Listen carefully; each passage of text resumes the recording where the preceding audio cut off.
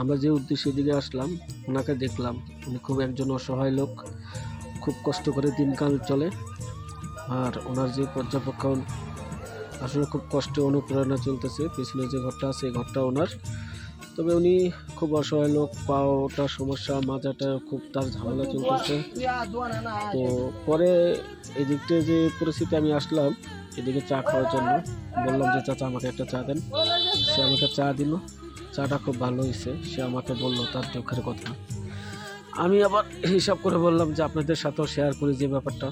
খুব অসহায় একজন ফ্যামিলি, রাস্তায় দোকানদারি করছে, ঝড় বৃষ্টি যাচ্ছে ওনার মাথার উপর দিয়ে, কিন্তু উনি আসলে মুখে কিছুই বলতে পারে না, প্রকাশ নাই, পাও দুটো ভাঙা, এখানে তার এই আয়ের উৎস করে দিন চলে।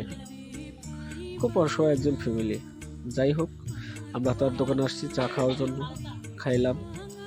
ওনাকে বললাম যে আপনার একটা ভিডিও করি, যে দেশের মানুষকে দেখাই, দেখি দেশের মানুষ আপনার পাশে দাঁড়ায় কিনা। ঠিক আছে, যাক, আমরা সবাই এরকম দরিদ্র মানুষের পাশে দাঁড়াবো, এটাই আমাদের নৈতিক দায়িত্ব। ঠিক আছে, কথা বলতে খুব কষ্ট হয়, উঠতেও খুব কষ্ট হয়, চলার বাজার খুব কষ্ট হয়। যাই হোক, তার এই প্রথম একটা ভিডিও দিলাম, হয়তো গরিবের জন্য, যদি এটাকে সাবস্ক্রাইবার লাভ হওয়া হয় তো ওনার জন্যই মূলত কিছু করা যাবে।